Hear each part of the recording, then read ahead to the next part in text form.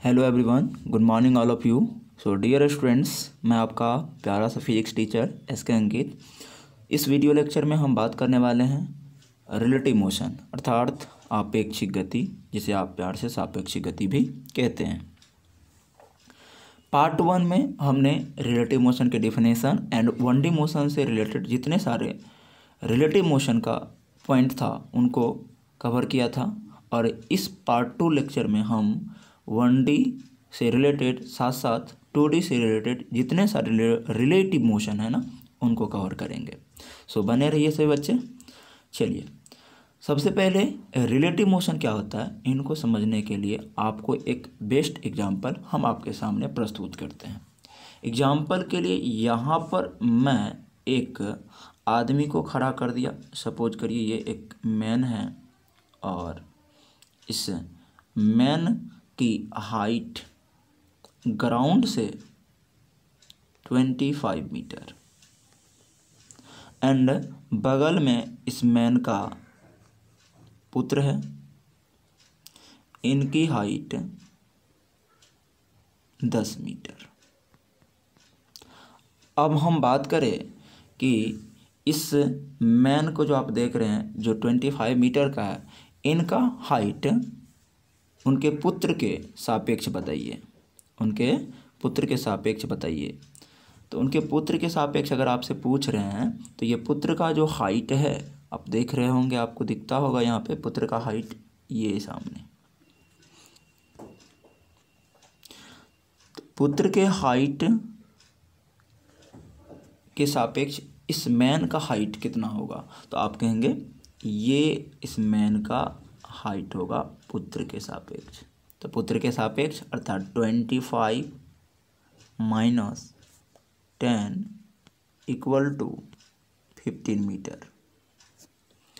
सापेक्ष का मतलब ये होता है कि आप जिनसे बातें कर रहे हैं, जिनके सापेक्ष आप बात कर रहे हो, उनको उनके साथ कंपेयर कर लेना है आपको, और कंपेयर करने के बाद जो हाइट आती है वो उनकी जो है इफ़ेक्टिव हाइट के नाम से जाना जाता है। तो जैसा कि यहाँ पे मैन की हाइट ग्राउंड के साथ सापेक्ष 25 है, ग्राउंड के सापेक्ष 25, जबकि उसके पुत्र के सापेक्ष 15 मीटर है। आई होप आप रिलेटिव मोशन को यहाँ से क्लियर समझ गए होंगे। आइए हम प्रस्तुत करें यहाँ पे पॉइंट को।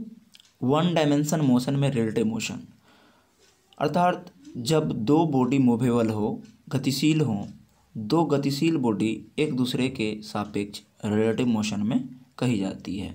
जब दो वस्तु गतिशील होती है तो एक दूसरे के वो सापेक्ष और रिलेटिव मोशन में कही जाती है। एग्जाम्पल के लिए आपको यहाँ पे एक ए बॉडी है जो आई कैप डायरेक्शन में मूव कर रहा है, एवं ये बी बॉडी ये भी एक्स एक्सिस अर्थात आई कैप डायरेक्शन में मूव कर रहा है, क्रमशः v1 और v2 वेलोसिटी से। अगर हम आपको पूछे कि इनकी वेलोसिटी इनके रिलेटिव बता दो, तो आपको अभी बड़े मैन में से उसके पुत्र का हाइट घटाया था, तो पुत्र के सापेक्ष उनका हाइट निकल गया था। वैसे ही आप करेंगे यहाँ पे भी ए रिलेटिव बी अगर आपको निकालना है तो भी एक के वेलोसिटी में से भी बी के वेलोसिटी को कर देंगे आप डिक्रीज। अब इसका हम लोग कर लेते हैं प्रूफ, क्योंकि इनका सत्यापन होना ज़रूरी है कि ये फार्मूला जो है भी ए के रिलेटिव बी भी ए माइनस भी बी ये कैसे होता है।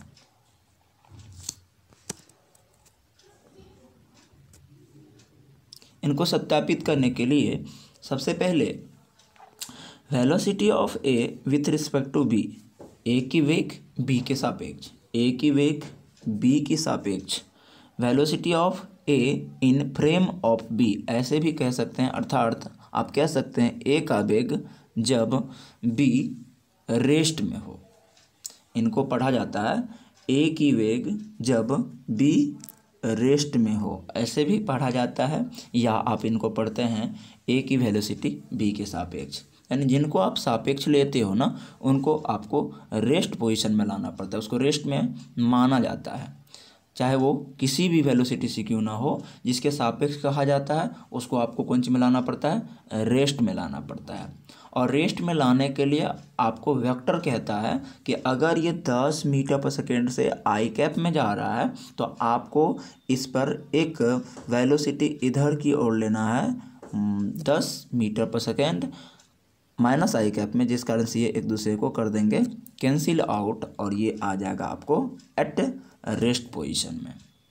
आई होप आप चीज़ों को समझ गए होंगे। एक बार मैं दोबारा आपको समझा रहा हूँ। देखिए मैंने क्या कहा कि ए की वेलोसिटी बी के सापेक्ष निकालो, तो दोनों तो आई कैप में मूवेबल है ना, तो आपको क्या करना है ना, जिसके सापेक्ष पूछा उसको एट रेस्ट पोजीशन में लाना है। अगर मैंने कहा कि ए की वेग बी के सापेक्ष, तो जिनके सापेक्ष बोला उनको कौन सी मिलाना है आपको, रेस्ट में। अर्थात अगर ये इधर जा रहा है 5 मीटर पर सेकेंड से, तो तुरंत आपको इसी पर वेग इधर की ओर 5 मीटर पर सेकेंड से लेना है, जिस कारण से ये एक दूसरे को कैंसिल आउट करेगा और ये आ जाएगा रेस्ट पोजीशन में। और ये वेलोसिटी इधर की ओर दिए तो ये वेलोसिटी मिल जाएगा किसको, इसको मिलेगा। तो अगर ये इधर 10 मीटर पर सेकेंड से जा रहा है और इधर की ओर वेलोसिटी जो आपने इफेक्टिव लिया 5, तो वो माइनस हो जाएगा। इसीलिए यहाँ पे आप देख सकते हैं वेरिफिकेशन में मैंने क्या किया, अगर ए की वेलोसिटी भी ए है और बी की वेलोसिटी भी बी है, तो हमने नेट वेलोसिटी को जीरो करने के लिए बी पर इधर की ओर भी बी वेलोसिटी लिया और वही वेलोसिटी इन्हें भी दिया। तो ये वेलोसिटी एक दूसरे को कैंसिल आउट करेगा, जिस कारण से बी बॉडी हमारा कौन सी में आ गया, रेस्ट में। एंड यहाँ पर भी ए अगर बड़ा है तो भी ए में से भी बी जाएगा, कैंसिल होगा, तो कैंसिल होने से कुछ मैग्नीट्यूड बच जाएंगे क्योंकि भी ए बड़ा है, तो भी ए minus V B equal to answer आया भी ए रिलेटिव बी। इस प्रकार से सत्यापन हुआ कि V A B equal to B A minus V B.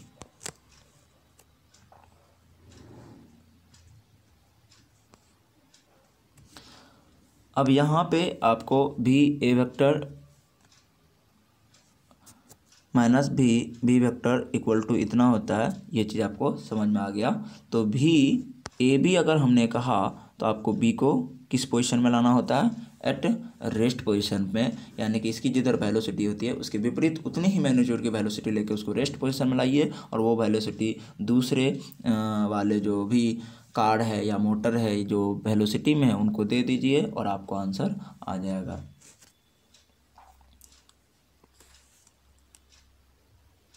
अब नेक्स्ट पॉइंट है V A B equal to, ये ग्राउंड के सापेक्ष अगर बात की जाए, ग्राउंड के सापेक्ष, तो आप इसी को ऐसे भी लिख सकते हैं बी वेक्टर ए जी, अर्थात कार ए का ग्राउंड के सापेक्ष plus B vector G B, ये भी लिख सकते हैं। अब ये कभी हम यूज नहीं करेंगे प्रॉब्लम सॉल्व करने में, बट आपको ऐसा इसीलिए बताया कि आप इसको लिख सकते हैं। जैसे भी ए जी को क्या लिख सकते हैं, भी ए माइनस बी जी, एंड भी जी बी को क्या लिख सकते हैं, भी जी माइनस बी ए भी बी, और ये कैंसिल आउट हो जाएंगे, तो फिर से वही चीज़ आ जाएगा V A B equal to V A vector घटो वी बी वेक्टर।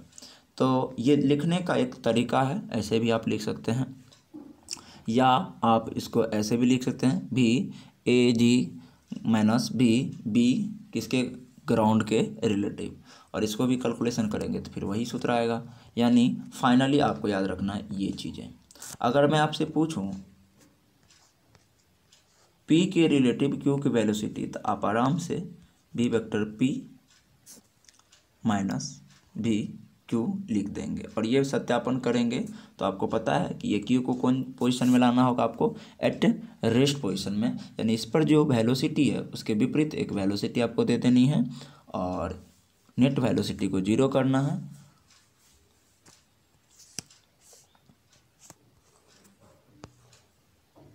चलिए एक प्रॉब्लम यहाँ पे सॉल्व करते हैं। कार ए एवं बी एक दूसरे के से 100 मीटर की डिस्टेंस पर प्रेजेंट है। बहुत अच्छा, यहाँ पे आप देख रहे होंगे कार ए है और कार बी है, एक दूसरे से 100 मीटर की डिस्टेंस पे है। यदि कार ए 10 मीटर पर सेकेंड, यानी ये कार जो है आपका 10 मीटर पर सेकेंड की वेग से तथा car B 5 metre per second की वेग से एक ही दिशा में जा रही है। ये कार बी जो है आपका वो 10 मीटर पर ये कार ए 10 मीटर पर सेकेंड से जा रही है, जबकि car B 5 metre per second की वेलोसिटी से एक ही डायरेक्शन में गतिशील है। तो कितनी समय में कार ए जो है कार बी को पकड़ लेगा? ये प्रश्न है कि ये कार ए जो है कार बी को कितनी समय में पकड़ लेगा। तो इस सवाल को बनाने के लिए हम आपको बहुत ही अच्छा तरीका से बता रहा हूँ कि आपको करना क्या है। सबसे पहले बात कि किसके सापेक्ष किसका पूछा है, ए को पकड़ना है, किसको? बी को। तो जिसको पकड़ना है उसको आपको रेस्ट में लाना पड़ेगा, क्योंकि ये रुकेगा तब तो ये पकड़ पाएगा। तो क्या करना है, इसकी वेलोसिटी इधर की ओर 5 मीटर पर सेकेंड है, तो इस पर तुरंत आपको इधर की ओर वेलोसिटी 5 मीटर पर सेकेंड ले लेना है।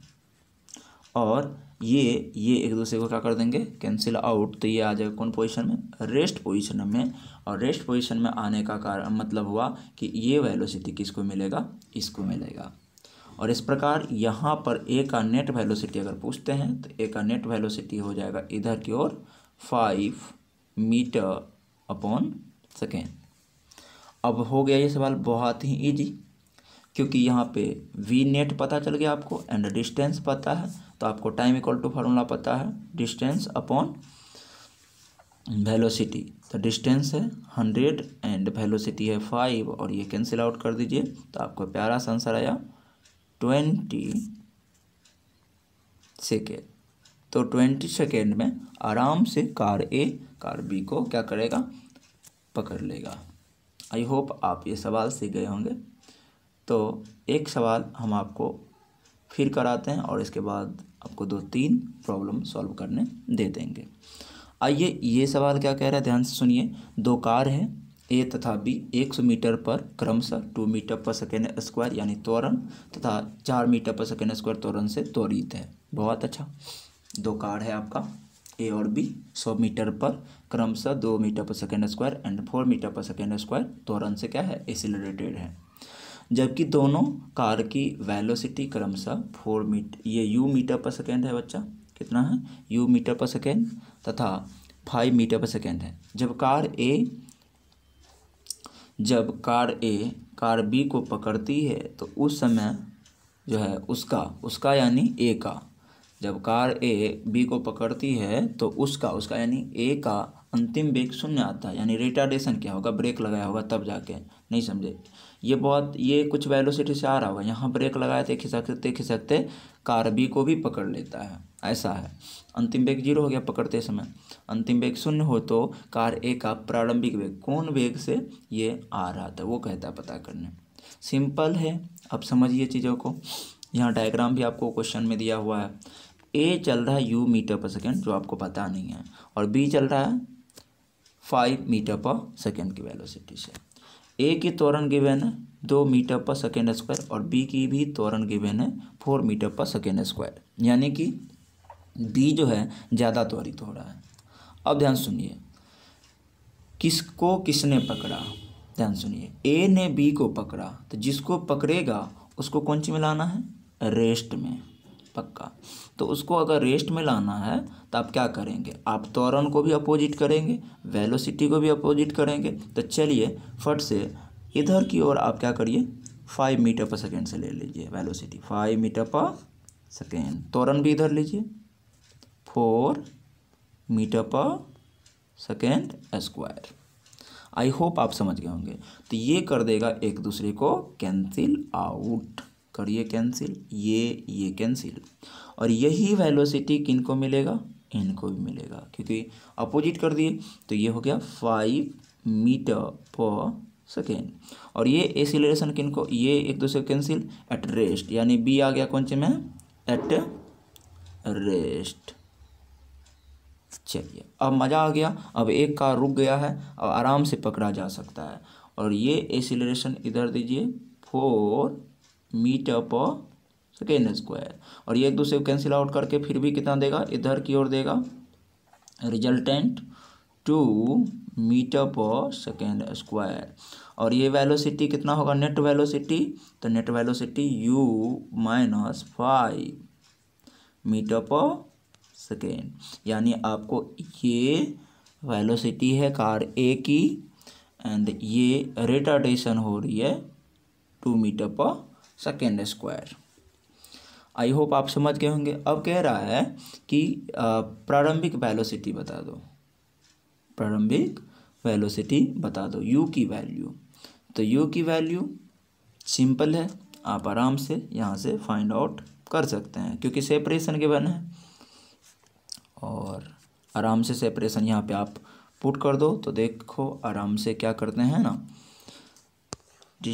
वी स्क्वायर बराबर सूत्र लागू करिए, तो वी स्क्वायर बराबर you square minus 2as and अंतिम वेलोसिटी 0 हो गया है, बराबर आपको इनकी प्रारंभिक वेलोसिटी प्राप्त है u माइनस 5 का square minus 2 into acceleration retardation के फॉर्म में इसलिए -2 एंड सेपरेशन गिवन है। कैलकुलेशन करिए तो आपको पता चला कि जो इनिशियल वेलोसिटी है कार ए की वो 25 मीटर पर सेकेंड है।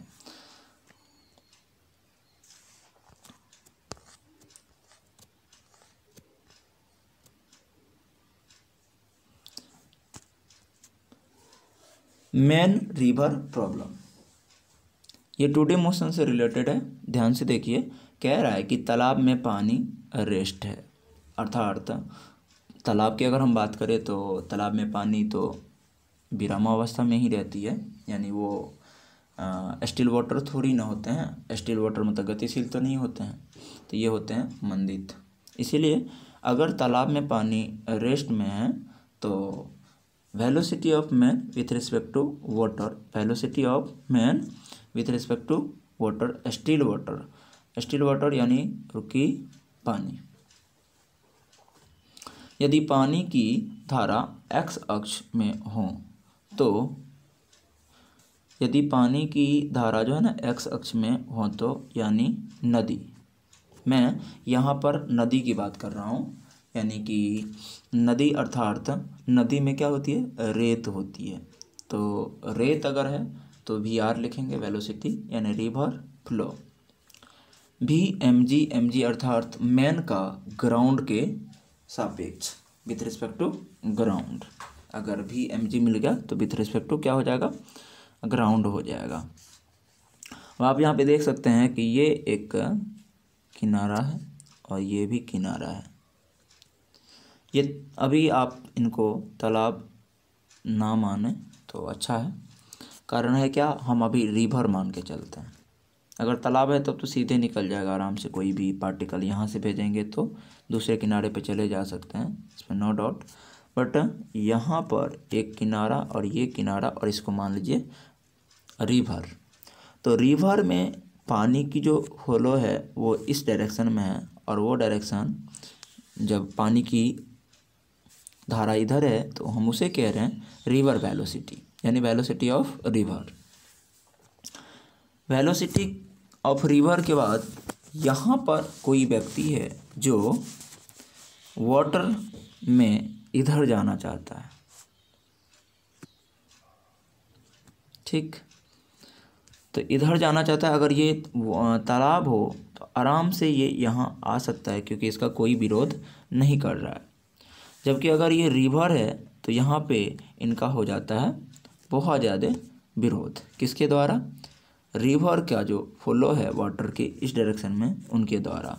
अगर ये मैन इधर जा रहा है तो इस पर वेलोसिटी इधर लगती है और जिस कारण से ये इधर जाएगा, यानी पहले जा रहा था थीटा एंगल पे, तो ग्राउंड से कोई व्यक्ति अगर इसको देख रहा होगा तो ये इस डायरेक्शन में ऐसे मूव कर रहा होगा और ये अल्फा एंगल पे चले जाएंगे, ये रिजल्टेंट हो जाएगा। तो इस पर ज़्यादा बकवास नहीं करेंगे, इनके जो केसेज हैं उस केस पे बात करेंगे। जैसे कि पहला केस आप यहाँ देखिए, ये नदी है एंड नदी में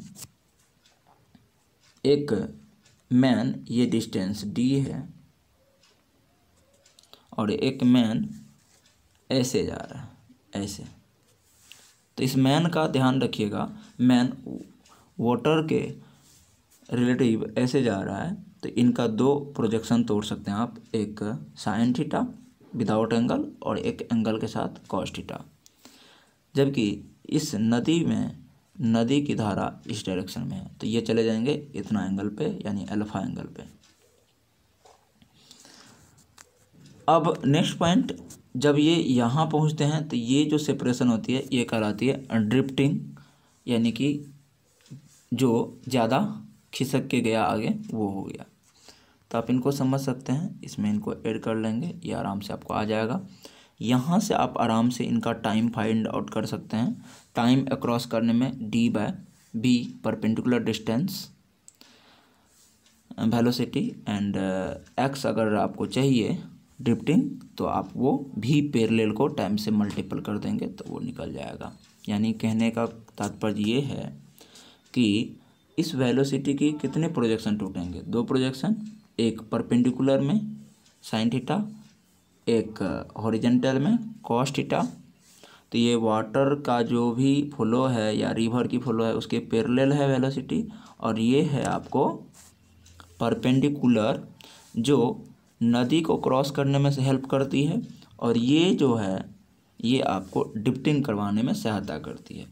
तो अगर हमने कहा नदी को क्रॉस करने में कितना वक्त लगा, तो ये जो डिस्टेंस दिया है इस डिस्टेंस में इसकी लंबवत वेलोसिटी से भाग दे देंगे तो आराम से आपको आ जाएगा टाइम, कितना टाइम में क्रॉस कर जाएगा। यानी कि नदी की इस पार से उस किनारे तक आदमी अगर तैर के जा रहा है तो कितना वक्त लगेगा। इसको क्लियर समझिए, अगर आपको समझ में नहीं आया तो क्लियर समझिए। मान लीजिए कि ये नदी के एक किनारा और ये दूसरी किनारा, और आपने वेलोसिटी इधर लगाए, बट क्या नदी की वेलोसिटी इधर है, नदी में पानी की धारा इधर है, तो आप थोड़ी नहीं से जाएंगे। यहाँ पे कोई ग्राउंड पे व्यक्ति खड़ा होकर देख रहा है तो उसको कैसे लगेगा, आप ऐसे गए हो। अगर आप ऐसे गए हो तो इसका कितने प्रोजेक्शन टूटेंगे, एक इधर टूटेगा कॉस थीटा, और एक इधर तोड़ सकते हैं आप साइन थीटा, इधर साइन थीटा, दो प्रोजेक्शन होगा। तो ये जो रिवर के पैरेलल है, ये वाला रिवर के पैरेलल, ये तो ड्रिफ्टिंग करवाएंगे, यानी कि जो मैक्सिमम यहाँ तक गया ये ड्रिफ्टिंग हुआ, एक्स डिस्टेंस ड्रिफ्टिंग कहलाती है। और ये जो हॉरिजेंटल वेलोसिटी है, हॉरिजेंटल नहीं वर्टिकल वेलोसिटी लंबवत, ये भी साइन थीटा, ये इनको नदी को एक किनारे से दूसरे किनारे जाने में मदद करेगा। तो अगर आपको कहेगा नदी को क्रॉस करने में कितना वक्त लग रहा है, तो आप आराम से ये डिस्टेंस दिया है, इस डिस्टेंस में इस वेलोसिटी से भाग दे देंगे लंबवत वेलोसिटी से, तो आपको टाइम टेकन निकल जाएगा कितना टाइम में नदी को एक किनारे से दूसरे किनारे आराम से क्रॉस किया जा सकता है। जबकि ये डिस्टेंस आपसे पूछ रहा है, यानी कि आपसे ड्रिफ्टिंग पूछ रहा है, एक्स पूछ रहा है, तो इस ड्रिफ्टिंग को करने में कौन सहायक है, तो ये पैरेलल वेलोसिटी। तो इस पैरेलल वेलोसिटी को उसी टाइम से क्या कर देंगे, मल्टीपल कर देंगे, तो आपको आराम से ड्रिफ्टिंग निकल जाएंगे। आई होप आप ये समझ गए होंगे। अगर पूरा क्लियर नहीं भी समझे हैं तो जैसे ही प्रॉब्लम सॉल्व करेंगे तो वहाँ पे आपको समझ में आ जाएगा। चलिए, भी लंबवत मैंने लिख दिया यहाँ, ये वेग नदी को क्रॉस करने में जिम्मेदारी लेती है, जबकि भी पैरेलल वाला जो है, जो नदी के पैरेलल है प्रोजेक्शन, वो कंपोनेंट आपको ड्रिफ्टिंग करती है। Minimum time to cross the river, न्यूनतम समय में नदी को क्रॉस करने के लिए मैन को ए से बी यानी लंबवत जाना चाहिए। अगर आप चाहते हैं कि मिनिमम टाइम में यहाँ से यहाँ चले जाए तो आपको लंबवत जाना पड़ेगा। तो डी मिनिमम बराबर d/v किसका, मैन का वाटर के रिलेटिव, ये निकाल लीजिए, आराम से डिवाइड कर दीजिए, बना दीजिए। एंड अगर आपको ड्रिफ्टिंग चाहिए तो वही बात, x यानी कि ये निकालना है आपको, तो ये x और v r रिवर का वेलोसिटी को टाइम मिनिमम से मल्टीपल कर दीजिए, आराम से आपको ड्रिफ्टिंग फाइंड आउट हो जाएंगे। चलिए अब हम बात करते हैं shortest path to cross river, यानी नदी को क्रॉस करने में सबसे छोटी पाथ के लिए आदमी को पानी के धारा के विपरीत क्षैतिज जाना चाहिए। जैसे कि यहाँ पे आपको समझा सकते हैं, ये नदी की एक किनारा और ये नदी की दूसरी किनारा। आदमी यहाँ से यहाँ जाना चाहता है तो उसको तो ऐसे जाना चाहिए, पर ऐसे जाने के लिए उसको ऐसे जाना चाहिए, क्योंकि नदी की वेग किधर है, नदी की वेग तो इधर है। तो नदी की वेलोसिटी अगर इधर है तो ये अगर इधर वेलोसिटी लगा रहा है तो हो सकता है ये इस पर वेलोसिटी लगाने से ये ग्राउंड से कोई बंदा देखे तो ये ऐसे जाएगा, ठीक ना, और आराम से नदी को बहुत कम ही मिनिमम टाइम में क्रॉस कर पाएगा। बट डिपेंड करेगा कि ये कितना एंगल से जा रहा है, कितना एंगल पे ऐसे क्षैतिज जा रहा है। क्योंकि होगा कभी कभी अगर नदी की वेलोसिटी इधर है और इनका जो प्रोजेक्शन आप तोड़ रहे हैं ये प्रोजेक्शन इधर ज़्यादा हो गया तो हो सकता है ये इधर ही चले जाए, या इधर प्रोजेक्शन ज़्यादा हो गया तो हो सकता है आपका जो भी ये पार्टिकल है ये इधर ही चले जाए। ऐसा भी कंडीशन है। नहीं समझे तो एक बार फिर से समझिए। आप नदी के इस किनारे से यहाँ जाना चाहते हैं, ठीक, सीधा, तो आपको नदी में तैरना कैसे, ऐसे। और एक चीज़ ध्यान रखना है कि ये एंगल पे डिपेंड करेगा। अगर आप इनका प्रोजेक्शन तोड़ते हैं तो एक प्रोजेक्शन तो इधर टूट के आएगा, एक प्रोजेक्शन इधर और एक प्रोजेक्शन इधर, और नदी की वेलोसिटी तो इधर है, रिवर की वेलोसिटी, और आपको ये प्रोजेक्शन तोड़ के लाए, प्रोजेक्शन ये थीटा, ये मान लीजिए एक्स है तो ये एक्स का यहाँ एक्स कॉस थीटा, अगर ये एक्स कॉस थीटा भी आर के इक्वल हो जाए तब ना ये सीधे यहाँ पे पहुँच जाएंगे। लेकिन अगर एक्स कॉस थीटा जो है ज़्यादा हो जाए किससे, वी आर से, तब तो ये ऐसे आएंगे, तब तो यहाँ पे ड्रिफ्टिंग आ जाएगा। और ऐसा ना हो कि ऐसा हो जाए यानी वी आर ही बड़ा हो जाए तब आपका पार्टिकल ऐसे आ जाएगा, तब भी आपको कौन सी प्राप्त हो जाएगा, ड्रिफ्टिंग प्राप्त हो जाएंगे। लेकिन एक चीज़ ध्यान रखिएगा, अगर पार्टिकल यहाँ से डायरेक्ट यहाँ आ गया तो आपको ड्रिफ्टिंग प्राप्त नहीं होगा। तो यहाँ मैंने ड्रिफ्टिंग जीरो इसीलिए कह दिया क्योंकि मेरा कहना है कि एक्स कॉस थीटा भी रिवर के वेलोसिटी के बराबर हो जाता है। दैट्स वाई आपका पार्टिकल आराम से यहाँ आ जाएगा। ये तभी संभव है जब इनका प्रोजेक्शन जो आप तोड़ोगे इधर, ये और ये आपस में बराबर होकर कैंसिल आउट हो जाए, तब आपको ड्रिफ्टिंग नहीं प्राप्त होगी। और यहाँ पे अगर आपको टाइम फाइंड आउट करनी है तो डी में आराम से ये जो डिस्टेंस है रिवर के दोनों किनारों के बीच के, उसमें भी मेन का ग्राउंड के सापेक्ष से भाग दे दीजिए, आराम से निकल जाएंगे आपको। एंड ड्रिफ्टिंग जीरो आता है। लेकिन अगर स्पेशल केस आ जाए, कुछ ऐसी वेलोसिटी से हो कि ये जो आपने थीटा के साथ प्रोजेक्शन तोड़ा है कॉस थीटा, और ये वेलोसिटी जो रिवर की, ये दोनों आपस में बराबर नहीं हुआ तो ध्यान रखिएगा ड्रिफ्टिंग प्राप्त होगा। अभी बराबर हो गया ऐसा मैंने माना है, इसलिए आपको ड्रिफ्टिंग प्राप्त नहीं हुआ।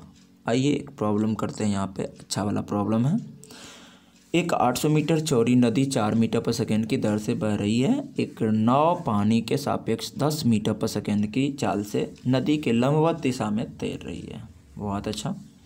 तो ए ऑप्शन में कह रहा है कि आपको दूसरे किनारे पर पहुंचने के लिए नाव द्वारा लिया गया समय बताइए, दूसरे किनारे पर जाने के लिए।